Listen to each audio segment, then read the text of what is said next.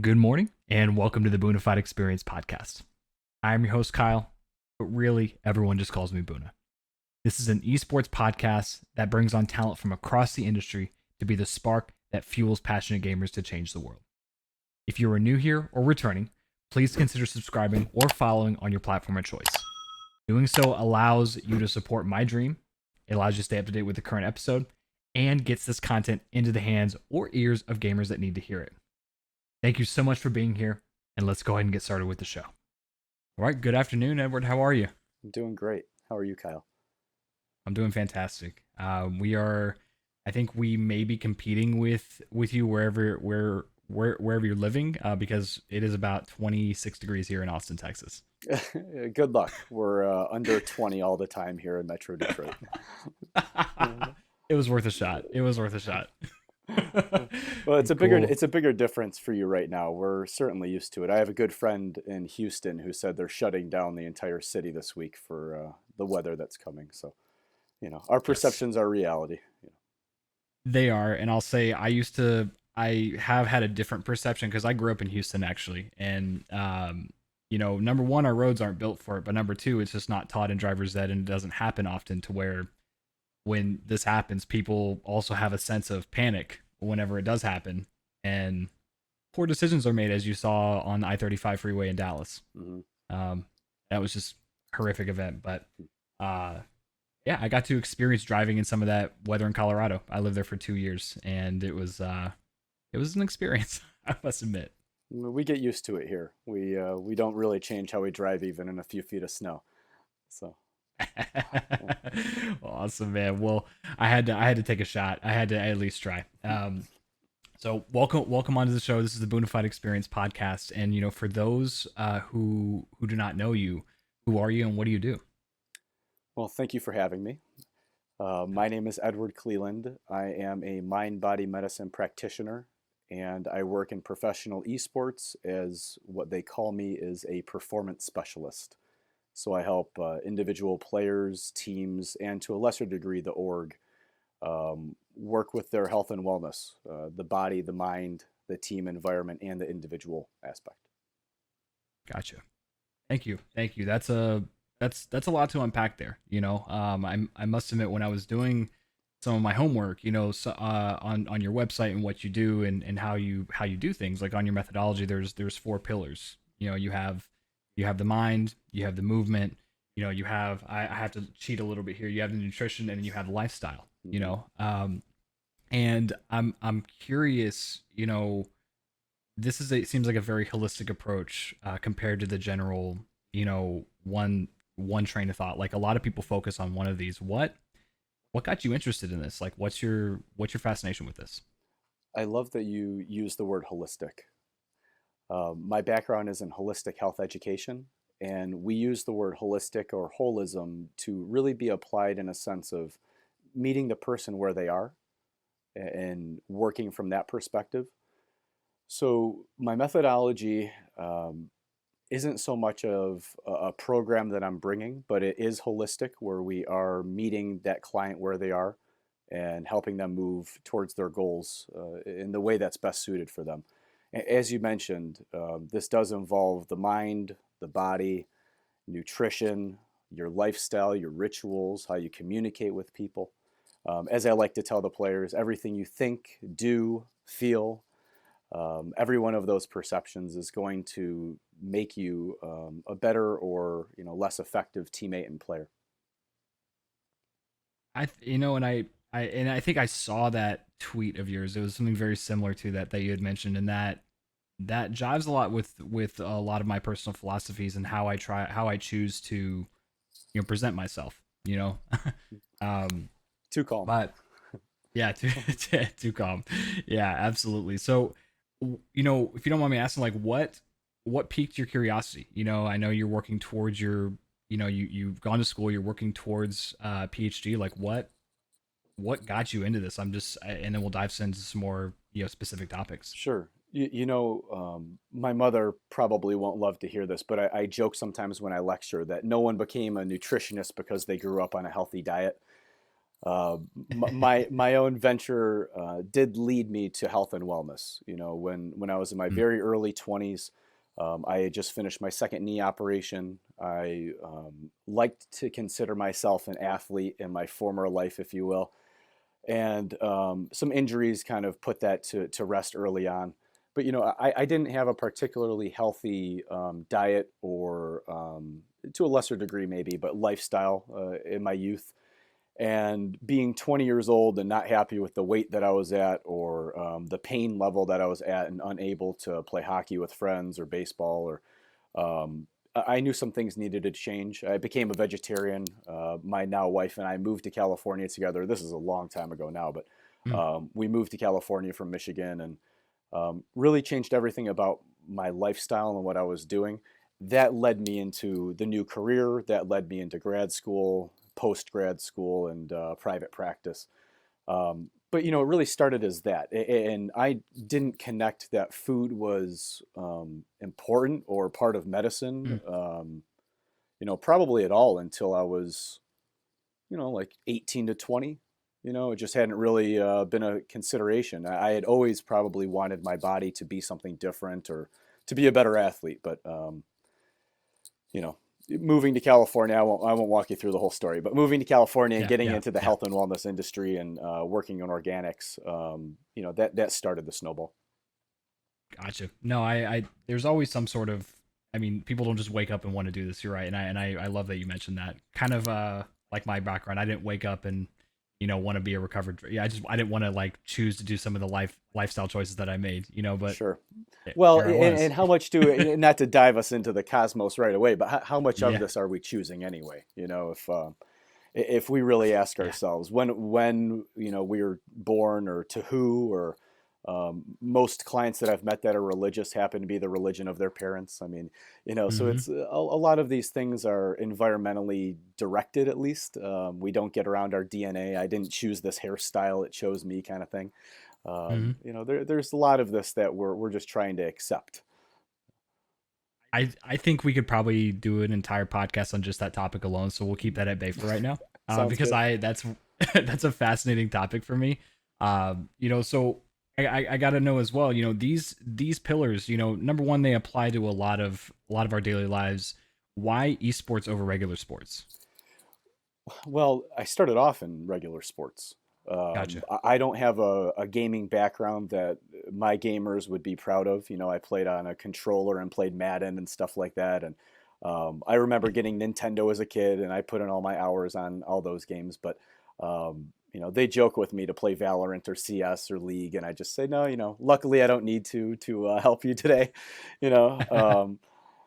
But it began in professional athletics, and what I noticed was I was helping on the margins. I was a functional nutritionist for Olympic runners, and for Ah, some the Hanson's team, particularly here in Michigan, which is a Brooks project, and worked with a number of other professional athletes in the major pro sports as well, but not for a specific team, just per players.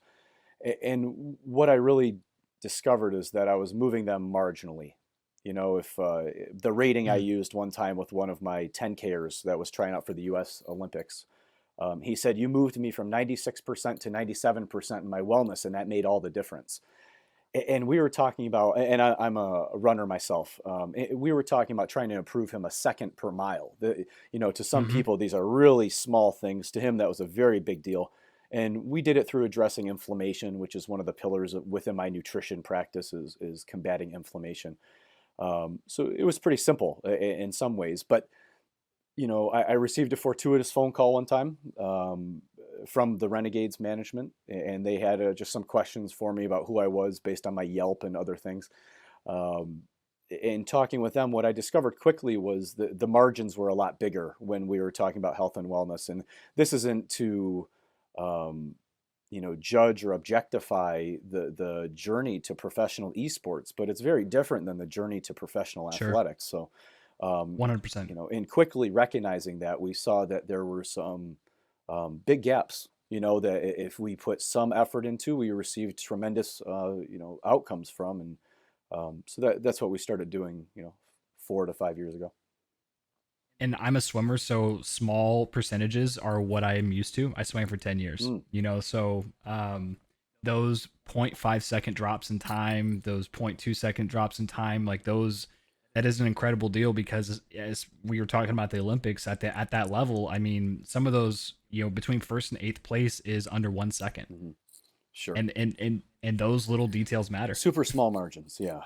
Hand positioning, breathing technique. What is the Mhm. person thinking while they're swimming? Certainly, there's many variables. Yeah. Or should you think at all, right? Well, uh, there's some, if I have an entry fragger in CS that says, "Hey, let's not overthink this thing. Let's go in there and shoot people." Um, I'm not going to try to give him a different philosophy off of that. The simplicity is key, but once the veil of ignorance is removed, you can't recloak yourself with it. So once you know something exists, good luck hiding it from your mind. You know. yeah.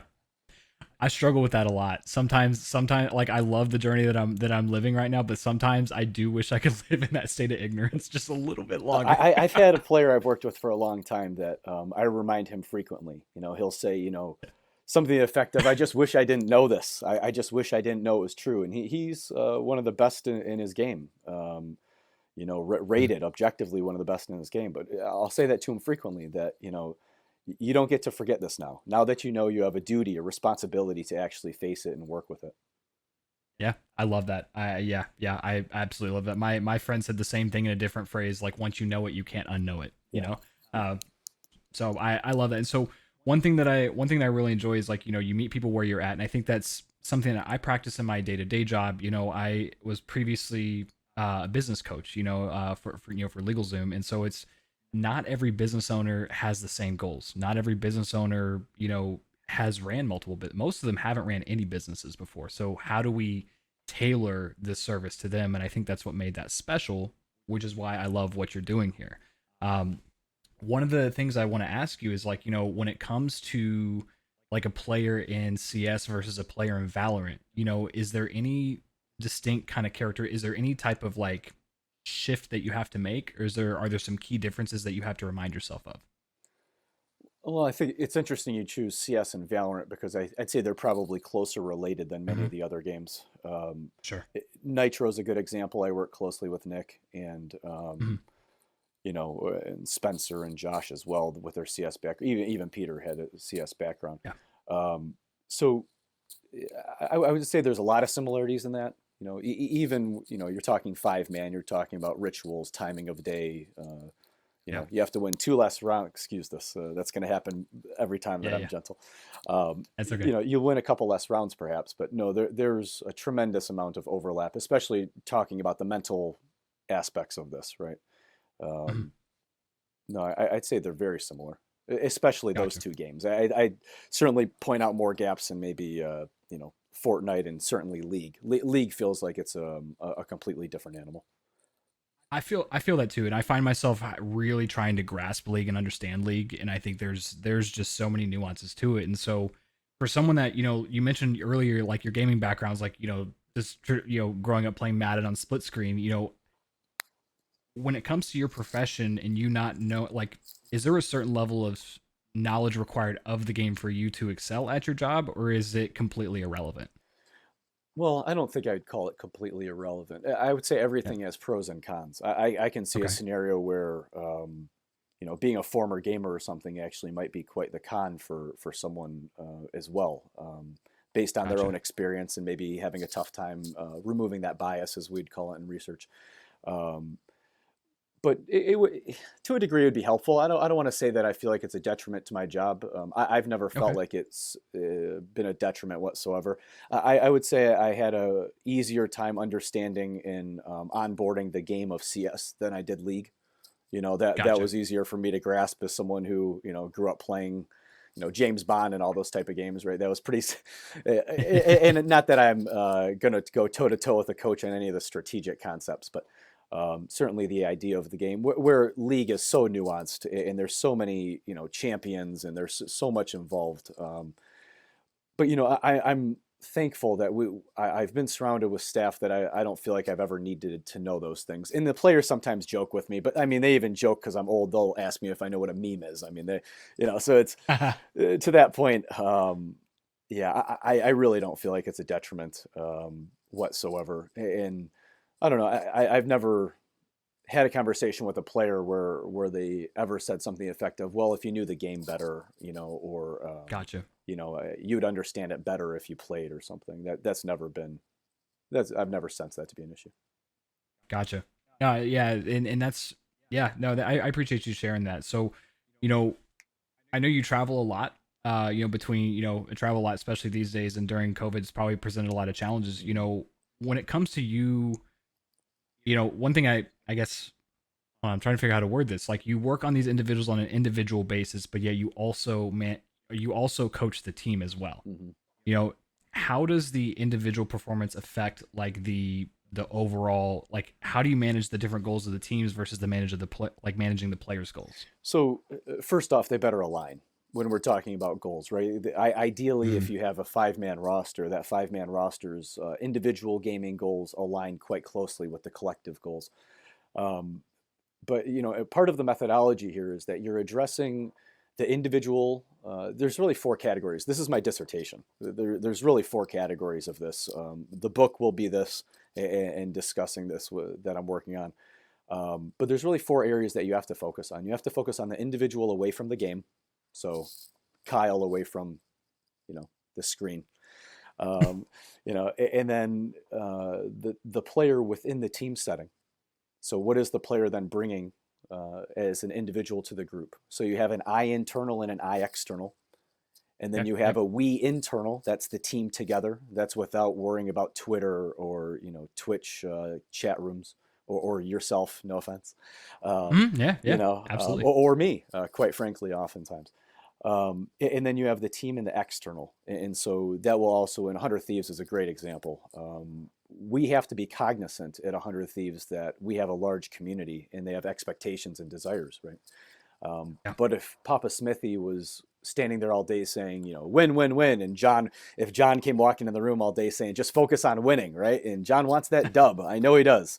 And there's nothing better than delivering the dubs for these guys. I promise you. When John wants to sell the most hoodies, as we saw in that Call of Duty clip. Yeah, that may be true too.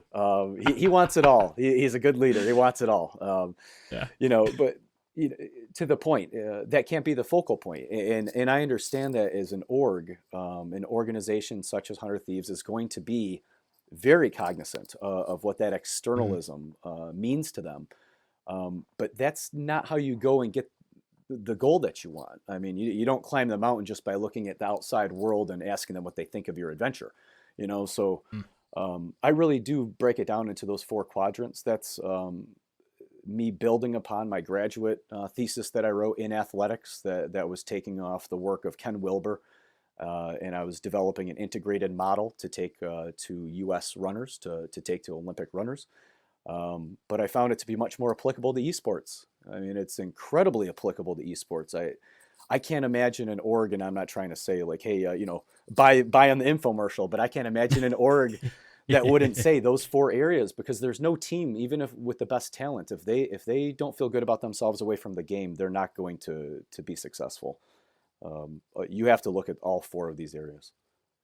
I 100% agree with that, and I think that one thing that fascinates me about the specific area that you're in, or the role that you play in this organization, is esports is still so very brand new. I mean, even though there's a lot of traction, there's a lot of momentum, it's one of the fastest growing industries Yeah.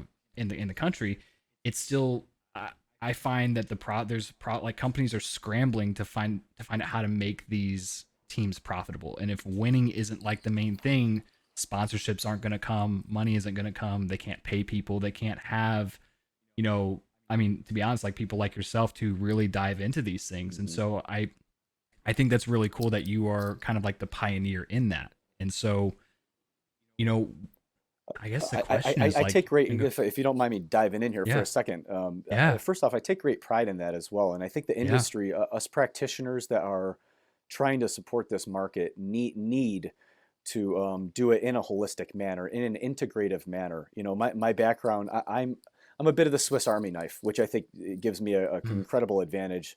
I've been a functional nutritionist for 15 years. I've been in mental health for pro athletes for 9 years now. So that gives me an advantage. But um, at the same time, I think what we're seeing is when I work with a pro sports team, like if I connect with one of the four majors here in Detroit, the Lions, Tigers, Pistons, Red Wings, Hmm. um, what you see is they have a physical therapist on staff. They have a registered dietitian or some form of functional nutritionist on staff. They have an MD. They have a mental health specialist. They have a performance specialist that's just working on the physiological body. Trainers, power lifters, cardio specialists.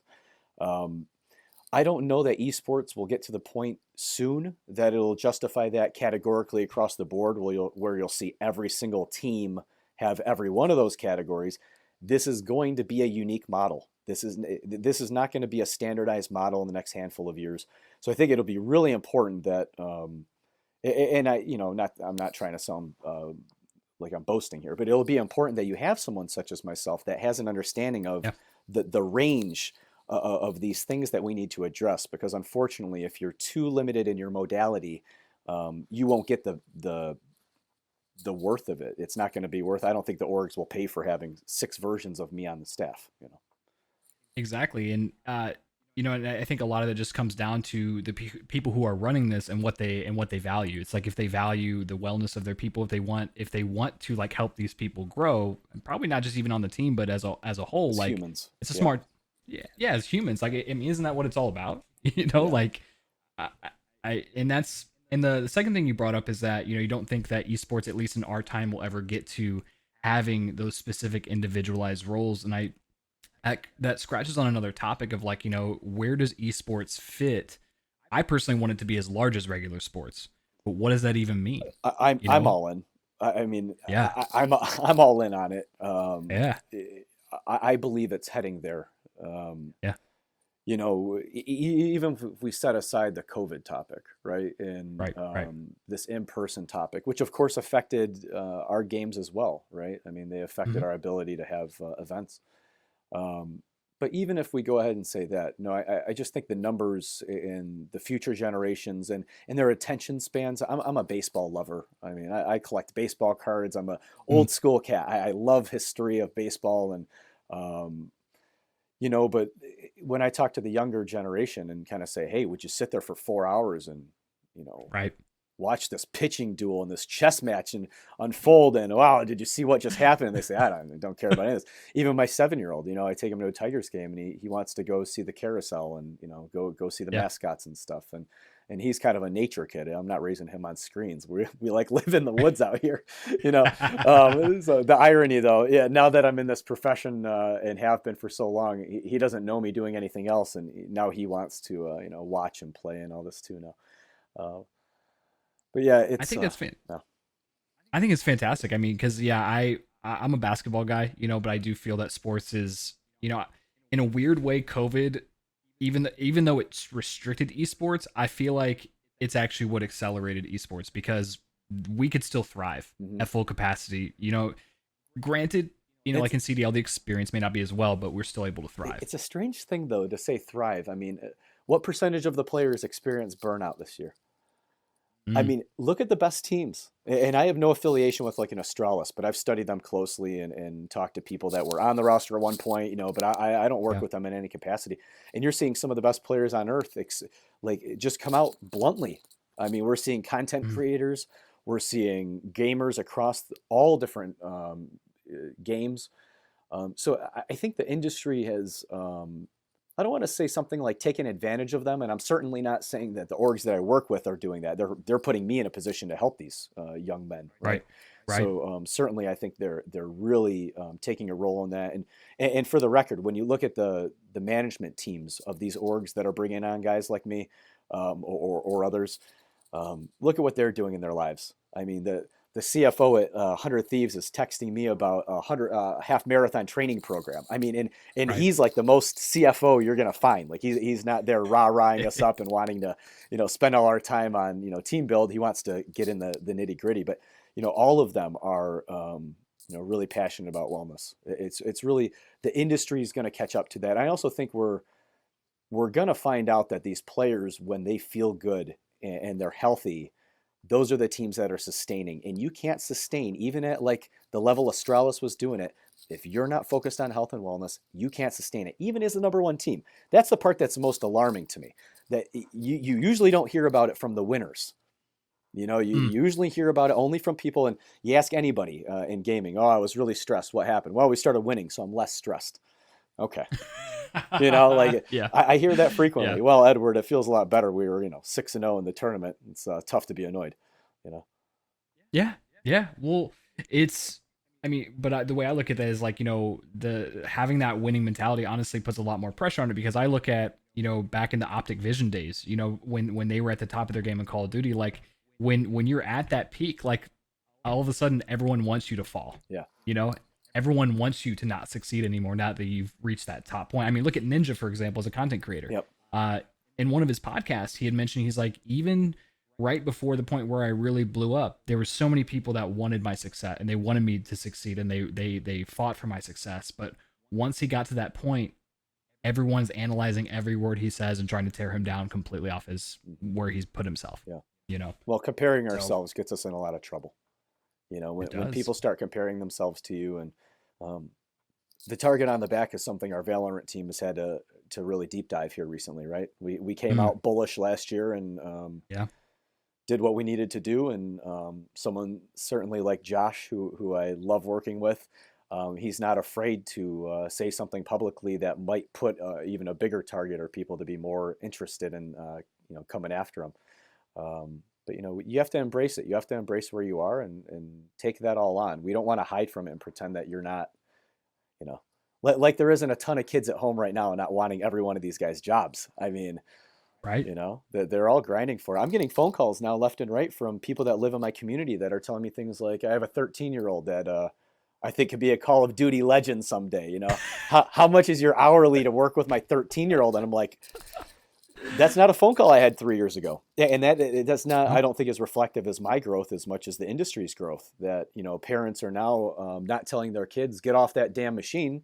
They're saying, this is a college scholarship waiting to happen. Right. I mean, the industry's growing. It's going to change. It's going to evolve. And that's where my parents came from. That's what sparked my passion for doing something like this, is in hopes of like at least this specific form of content, where it's like, if someone can look and find some inspiration from the guests I bring on and just show them many different avenues that this career path actually has now, I've done my job. And also there's only a handful, right? Like, right. We talk about, I'll have a lot of the youth call me up and say, hey, I'm an undergrad for kinesiology or sports psych or something. And how did you get to where you are? And I almost just feel like telling them, oh, Kyle, if you try to do what I just did, it's going to be a bumpy road, my friend. It's 15 years of sacrifice and a lot of luck and accidents. So I don't know. It's going to be tricky. I recently was asked to come guest lecture at a university that has an esports program, and it's like teaching you how to be an esports professional, not a gamer, but an actual professional. And I think if I walked around 100 Thieves and asked everybody, did you go to school to be an esports professional? They'd look at me like I'm nuts, so, and they're doing quite damn well, so it's kind of, it's interesting to see where will this go when we apply academia and structure, and when the parents aren't telling you not to do it. And, when you have as much gray in your beard as I do, what the hell are we going to be hearing from these kids, I'm trying to do everything I can to prevent that, Edward. I'll be honest with you. You don't need to. Embrace it. Just embrace it. Who cares? My wife buys me a different hemp oil every few months and says, here, put this one in. You'll like this. And well, who cares? What difference does it make? Yeah. I'm not sponsored or affiliated with them with any way, but I'm a big fan of Beard Brand. They're actually local here out of Austin, Texas. And, they just, everyone asks me like, what do you do? I'm just like, well, part of it's probably good genes, but I have like 18 different beard. Well, you look like a man that's using some product. Trust me, this is just, this is all natural, my man. Yeah. I like it, man. So one thing that I'm a part of, one thing that I joined earlier this year was this program called Enlight, enlight.gg. And it's, I can't remember. I have such a hard time pronouncing her name, but it's a Eunice or Eunice. I can't remember her name, and she's probably gonna roast me for this when she watches it. But it's a monthly program where she brings on people from the industry, such as like Ariel Horn and Jacob Wolf, Hmm. and can't remember the head of Twitter gaming, but like she brings in some big names to like really showcase and dive deep into the industry that they've currently built and like where they're at and how to dive into this. Because something that I struggled with and really why I started creating content was that there's this mystical door of esports that you got to like find your way how to open it. Yeah, And I fair. think a lot of Yeah. people struggle with that. And so they bring on their experience to say like, hey, look, like I started in TV production or I started in this and I started in that. And you kind of just like trip and fall your way into it, Hmm. is what I've gathered from it. Like Jacob, one thing I really liked about Jacob is that he said, my beat found me. Right. Um, And that's how I feel about this. I really do. And some of the people that I was working with right then, specifically the boys from the Renegade CS roster, mm, I, I have them to thank. If they didn't buy in and if they weren't willing to listen and wanted to improve themselves, that's top to bottom for that org. right. And then once you're in, you have to earn.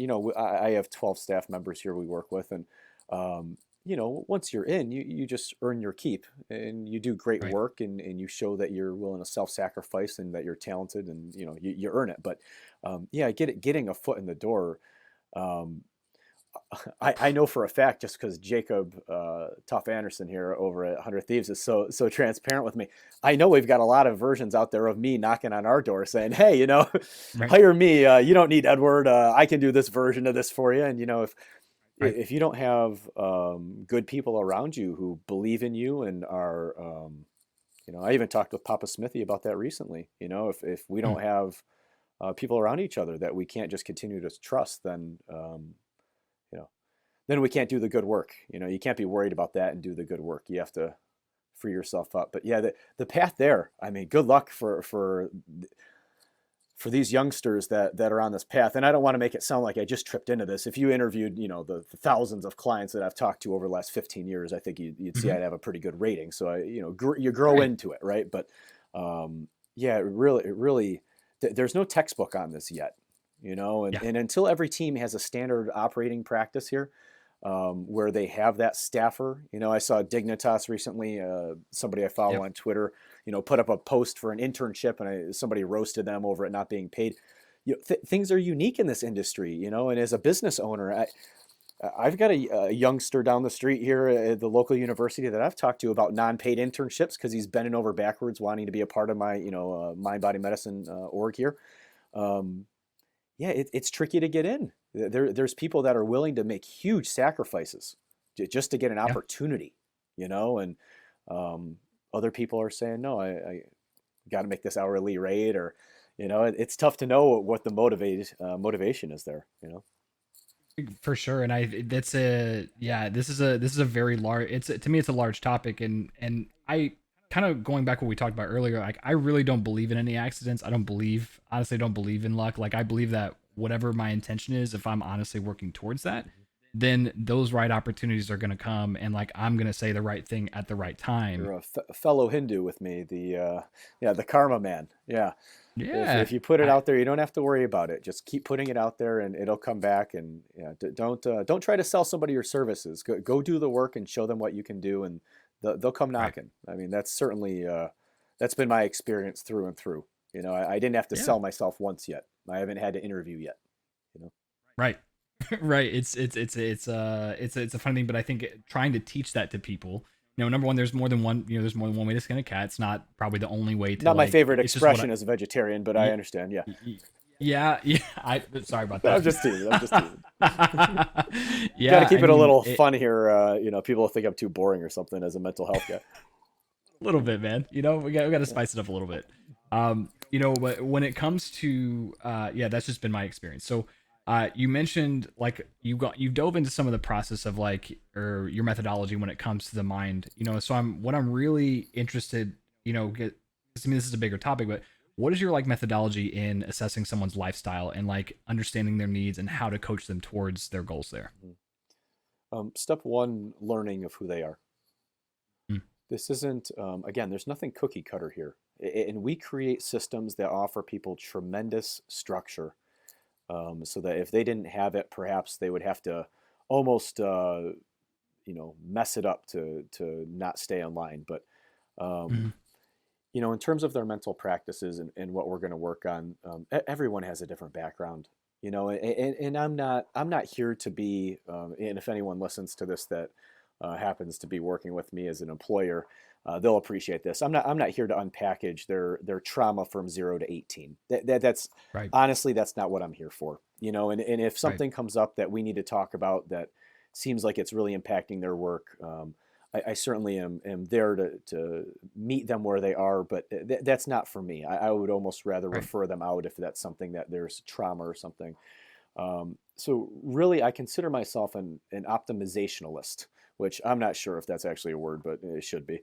Um, It is I now. like it. Yeah, it's so we're, Yeah. we're looking to take people where they are right now and help them identify ways to, as you just said, move closer to their goals. So, is there a one meets all? No. I'm pulling from Mhm. every text I've ever read. I'm pulling from Ram Dass and Buddhist psychology, American psychology. I mean, Yeah. you name it. It's all in there. You're getting it all. But it always stems back to meeting them where they are, and you want to make sure that their needs are taken care of. And maybe in a Maslow's hierarchy of needs type sense. So you want to make sure that their Mhm. needs are being met. But most of these guys' needs are being met. They're getting paid money and they got a nice apartment and life is good. You know. Yeah. So really, it's helping them understand that talking voice they have in their head and how to navigate that self narrative. Yeah. Okay. And something that you touched on that I find fat. It's as an alcoholic and a recovered alcoholic and a drug addict, like the topic of like having most of their basic needs met, like with having like an apartment and a good lifestyle. I've seen a lot of people, name just to name a few of people I look up to, like Robin Williams and like um lead singer of Audio Slave, Chris Cornell. Like Hmm. they had everything they ever wanted, Yeah, but they weren't happy. yeah.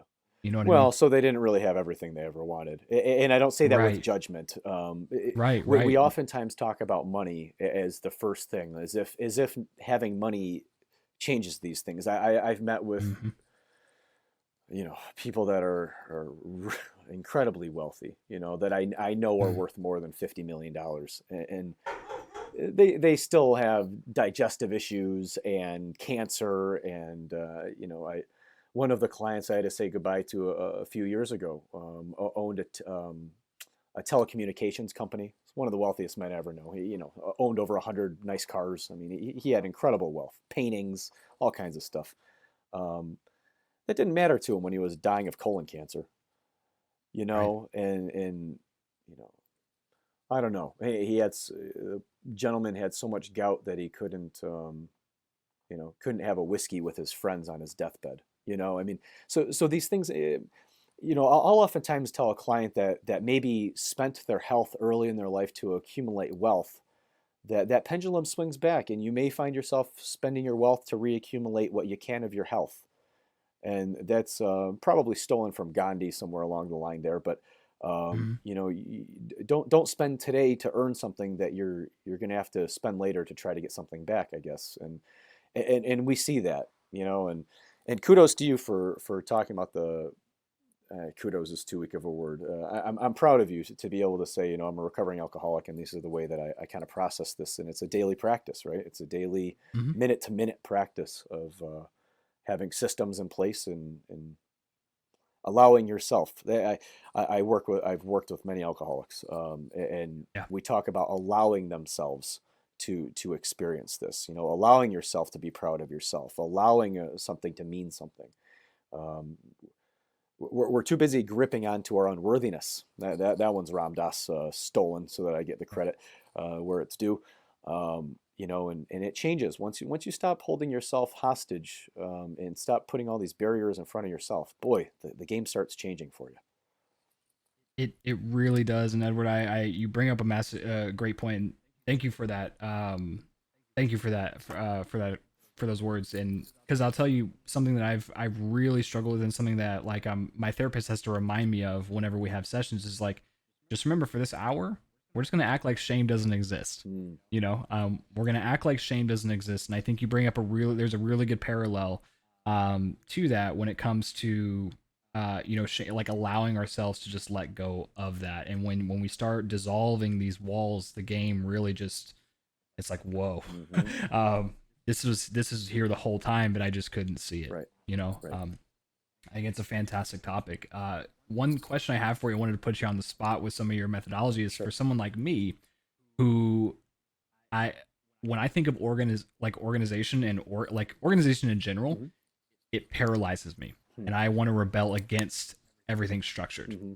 So for someone like me, what would because obviously we need to have some sort of we need to have some way to like organize our thoughts and like to go about doing things. But for someone who thrives in the disorganization, what would you coach me on, or like what would you use to help me become more structured?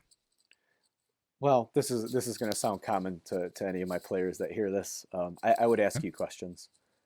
Okay. I would start to just ask you about, how you felt about that hour, or, if you told me, hey, I'm sick of being late to my meetings, or I feel that I'm getting somewhere rushed, or, why am I self-judging myself here? And we start to just gently unpack those.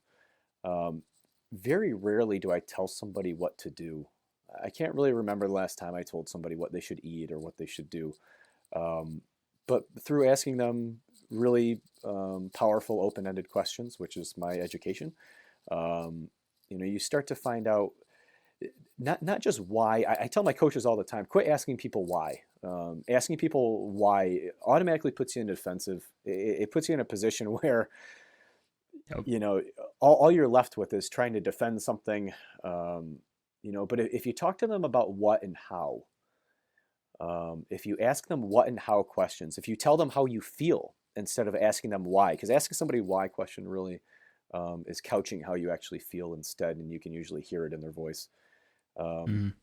so I think what I would probably ask you, and if you want to exercise it on the air, we can. Yeah. But I would ask you, how it feels to feel disorganized, and if there was a time that you can recall that your disorganization led you to an outcome that you weren't happy with. You know. Yeah. There's from small to large, there's things such as like when I wake up lately, it's been a habit, where I don't give myself the amount of time that I need to like fully wake up for the day, if that makes sense. I shortchange my meditation practice. And I think part of what I struggle with is like the um is breaking that. Like what needs to happen for that to break, and like when am I just gonna stop? Because when I get in that mode, I just feel like I'm stuck there. It feels like a repetitive motion that I just cannot get out of. And the thought of like changing that is terrifying. It's because I built a sense of comfort around it. Hmm. Even though I don't like it, it's comfortable, Hmm. if that makes sense. Sounds like you feel like it's very deeply entrenched. Yeah. Yeah. Like it's stuck. Like I have a fear of like being stuck, but yet I put myself in positions to be stuck. Hmm. Some It of the doesn't make business any call that sense. self-sabotaging. Well, it makes perfect sense. We're humans. First off, you're a human, so Yeah. don't expect yourself to not just continually mess these things up. That comes with Thank you for it comes with the that. programming. That's just Yeah. automatically built in our hardware, and then to Yeah. judge ourselves off of it's also part of that. And you said something interesting. They're big and small. Okay, so it sounds like they're all over the place. So I certainly wouldn't Mm-hmm. help you first off by focusing on the big ones. We'd start off by talking about one of the small ones. And if you said, well, Mm-hmm. I'm not giving myself that time in the morning, that's when lifestyle starts coming into it too. Because if we circle back, and the coach and therapist in me wants to say, we circle back to the why, we discuss the why, right? Mm-hmm. Make sure it's something that's actually giving you what you want from it. If the meditation wasn't giving you what you want, so then we find out that you're just self-sabotaging. And then we move into the structured life, and the scheduling, and what are you doing? And you tell me, oh, I'm up 3 hours a night watching TikTok, right? And I say, okay, and that doesn't mean as much to you as the meditation, right? And you say, yeah. And so we start breaking it down, and how well, I would probably ask you, how would it feel to to feel like you achieved all of this tomorrow, and then you'd start visualizing what that looks like. And I love visualizations. You really start painting that I'm a picture. fan of it. I think with these players, something I actually mentioned to someone today, one of our pro players that's doing great. He's crushing it right now. He's won a title before, and I said to him, when you won the title, did you feel like before you played for the championship, you had to get puffed up and convince yourself you were a champion before you played? Did you have to believe that to win your championship? He said, no, I didn't. I didn't have to really fully think that I was a champ. And I found that everyone that wins, you ask Desi Linden, that was one of our clients for a running group. She won the Boston Marathon, first American female to win it in 30 years. Wow. Michigander, might I point out, and ran it in inclement weather, which we are known for. She even took a porta-john break. Her teammate took like a few minute poop break, and she waited for her, which is, if you ask most athletes, that's how cool and calm she is. Let her friend poop and then finish the race and, beat all the Kenyans and everyone else. Just incredible. But, did she have to accept that she's a champion before she was able to become a champion? No. You don't think about it like that. You don't think about the mountaintop while you're in the middle of climbing the mountain. That's not part of this, right? We focus on today and these little steps. So, in that way, I would say, all right, well, let's take one little step. How do we break this down one little step? I don't want to talk about the big thing. Show me how you do one little step. And then, you know what, Kyle, you do 4 or 5 little steps for a little period of time, and all of a sudden you're doing the big shit. And you just, none of it means anything to you anymore. And, it's the little process over and over again over time. I like that. Thank you for that. I appreciate you breaking it down. I had to put you on the spot. I don't mind. I wasn't going to turn it into a therapy session though, and I'm also not going to start, giving you the answers. I'm too much of a savvy vet to try to tell you there's an answer. Yeah, it's more questions. Right. It's more questions. Right. Anyone in, I say this to the young registered dietitians I meet. If you walk around telling people what they should be eating without doing massive homework on these people, blood work, metabolic, I've got 20 different blood labs that I can run here in our clinic. You're going to walk around and tell somebody carbs are bad for them. Well, you didn't study Ayurvedic medicine or traditional Chinese medicine, or, what are they eating around the world? They're eating carbs. How can you tell me that? They have lower incidences of diabetes and disease and everything else. So if we think we know, we're in a great deal of trouble, and certainly the more I'm educated, the more I understand that there's a lot that we don't know. Our gut is sending more neurological feedback to our brain than our brain is our gut. Those neurons, I mean, they didn't know about that 20 years ago. We don't have a clue. I mean, there's no medical intervention today that we're doing the same way we did 20 years ago. And that'll continue to be the way. Right. I love that. And I'm going to trace it back to my story because it relates to it, and why alcoholism and drug addiction they don't, when you compare, because I consider them illnesses, but you compare illnesses like, okay, alcoholism to diabetes, and the way people look at that, there's a way to treat that. There's medicine to treat diabetes, but when it comes to alcoholism, like I tried moderating, I tried changing brands, I tried only doing, using when it was a good day, using when it was a bad day, there was no method that I really could put in place, and it had to come from I had to have a spiritual experience that was outside of myself. And all of a sudden, like that, my whole attitude and outlook, a complete psychic change had to occur for me to get well and also stay well. I had to continue to have these, in order to do that. And it makes absolutely no sense. When, at least to me, because, the way you just said it though, it kind of, and I've had alcoholism hit close to home in my personal life. And, we talk so much about patterns and the community around the person and their environment and what kind of structure in the day and their intake of thought. It's an interesting thing because what I was left with the way you just described it was that the common denominator there was always alcohol. And we're a chemical being. We dopamine gets thrown around a lot in our community, right? Everything is huge on the dopamine, man. And Edward, it was a dopamine day, and okay, that's great. How did you feel after the dopamine? Oh, bro, huge letdown, huge drop off. Well, yeah, man. I mean, if you're using it as the vehicle to get somewhere, then DeMonte and I had a really cool talk about this recently because If you watch him before his LCS matches, the guy's hype. He's hype. It's on the heist. Yeah. He throws it Yeah. out there. He's fun to be around. He's got great energy. And but what if it's a best of 5? Can he Mm, can he hold that?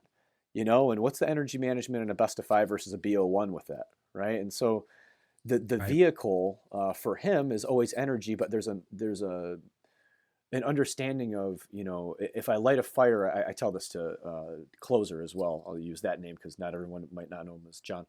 Um, you can light a fire, but if and it's bright, it's a bright fire, it's important. It lights up the room. It shows the way to your teammates. If it's too big of a fire, it lights you on fire. If it's too big of a fire, it burns the whole place down, right? And there's Mm, certain vehicles that you can take and you can manipulate in a way that they can be used. And for some people, alcohol is one of those, and for some people, it's not. And okay. recognizing that both are allowed to exist. You're allowed to live in a world that, for you, this vehicle is one that you can't drive at all, and you're allowed to live in a world that for other people they might be able to drive it and use it effectively to some degree and manage it Sure. differently. Um, Again, comparing ourselves to other people gets us in trouble, right? It does. I like that. No, and I think you brought some really good points here, and I guess we're kind of coming up on the hour, and I want to start wrapping things up here. Is with the one thing I always like to ask people, and something I try to consistently ask myself is that when you grow up, what do you want to be? I'm having a lot of fun. I'm having a I lot of like it. fun. I'm 39 years old, and I had some goals to try to get done before I turn 40. I feel like I'm on a pretty good trajectory with that. But um, what do I want to be when I'm older? A good dad. Mm, I mean, that's probably the only answer. You know, I like that. a good man probably comes up Yeah. pretty quickly for me. Take care of others around me. Make sure my wife feels proud of me and can always trust me. But professionally, continue to help people. Yeah. And I like that. I love doing it in esports. It's I don't, I'm not working. This isn't work, and I'm putting in the hours. I mean, my gosh, I'm putting in the hours. Yeah. But um, it's I don't mind it one bit. I love it. I remember when my father was an entrepreneur and owned a dental PPO, and he told me his Mm, his favorite time of the week was Monday at 6 a.m. And he I told me love this in that. high school, and he used to wake me up on Saturdays and like roll me out of bed early on Saturdays and tell me to go do something. Like, Dad, at 7 a.m. on Saturday, you're nuts. But I don't look at my calendar and think, oh man, it's Friday at midnight, and I'm on the call with Golden Glue. This is a terrible, terrible Friday night. It's no, it's I've got my health, my family's healthy, players are thriving. Life is really good, man. You know. That's incredible, man. Thank you for coming on again. And last question here is if you had to give any we talked about it a little earlier, but if you wanted to give advice to someone who is looking to do what you're doing here today, Yeah. is there any piece you would give them? Yeah, I would say be true to what you believe is the like we were just talking about with vehicles. Be true with what you believe is that method. There's not going to be back to your reference of skin in the cat, right? There's not one way to go about this. Some orgs are going to say that they are going to prioritize fitness or nutrition or mental health or one over the other. Some orgs are going to throw all three at it because they're progressive. Um, you know, become an expert at what you know. I mean, I can't tell you the amount of hours. I think if people knew how much work that I've put into this, I don't even know if they'd want it. Mm, It sounds great. It looks great. It's a lot of fun. I'm in some cool videos on YouTube. I get paid well, but to get to this point, I'm someone who doesn't mind running 50 miles through the desert. I'll go do that. mm, And you've got to find out what is it about that part of health that you don't mind doing that for. I tell my athletes, you got to be the guy that's willing to die in the ring. And they know I'm that guy. I'm willing to die in the ring, but you got to find out what that is. And It can't be fluff. You got to really study and work, and I do think academia is an element of it. And I'm not just saying that because I'm completing a doctorate and spent all my life savings, probably forever on this, but becoming an expert in this. Don't think you know it. I mean, you don't know just because you finished school or you did something well. Be a student. Continue to be a student. Yeah. I guess I like if I that. have one last word, yeah, but be willing to grow. We the student mindset. I think if I walked into the room with a player and said, "Hey, this worked for JKS, now you're gonna do it," I think that would be a big problem. We have to be a student and be willing to help. I like that. I like that. Thank you so much, Edward. And got to do a quick self promo for you. Where can people find you? Where are you the I most got to get active? better at this part myself. My business manager is killing me. He's like, "Why don't you have a YouTube channel? Why aren't you doing all this?" People know behind the scenes who I am and no clue who I am in front of the curtain. That's right. For right now, just follow me on Twitter, I guess, and you can find my other things. We're certainly not taking on any free. Sorry to all the young kids out there that message me every day that they want to talk about that they're getting crushed mentally playing Valorant and all that. We're not currently taking on anyone, any new clients, but they can find me there, and I'm happy. I think I've replied to. I joke with the players that I send them thank you notes when they like my tweets because I have such a small following. So if they want to connect with me online, that's probably the best spot for now. And then all my socials are through that. Cool. Cool. And what's your social media Thank you, handle? Kyle. It's mindbody.esports, and that's on everything else. Mindbody esports on Twitter. I like it. I like it. Had to prod a little bit there. I don't. My business manager kills me. If I continue to sell supplements to everyone that I've sold fish oil and vitamin D to over the last 15 years, I could probably retire on the residuals. It's something where I really am. Be Here Now is on the wall all over the place in here, and Yeah. I really do kind of live in that world where I'm not. I tell the players don't look at the outside world. And I was on the phone with Ryan at 100 Thieves yesterday, and I said, "Ryan, I had a hell of a week." He goes, "You haven't lost lately?" I said, "Yeah, I didn't even realize it till today. We haven't had an L in a while, and not to jinx us because we got a ton of matches right now." Right. But yeah, we're doing good, and that's because we're focused on the intrinsic. Focus on yourself. Don't focus on what other people can do for you. Just keep focusing on yourself, and yeah. But Yeah. thank you, Yeah. Kyle. I appreciate your time, and yeah, it's been nice chatting with you. Absolutely, Edward. Hey, you have a great rest of the day. I'm actually about to go watch some of the LA These matches right Good. now. Yeah, I got to get back on the stream myself. All right. All right. Take All care. right. Cheers. Bye bye. Bye.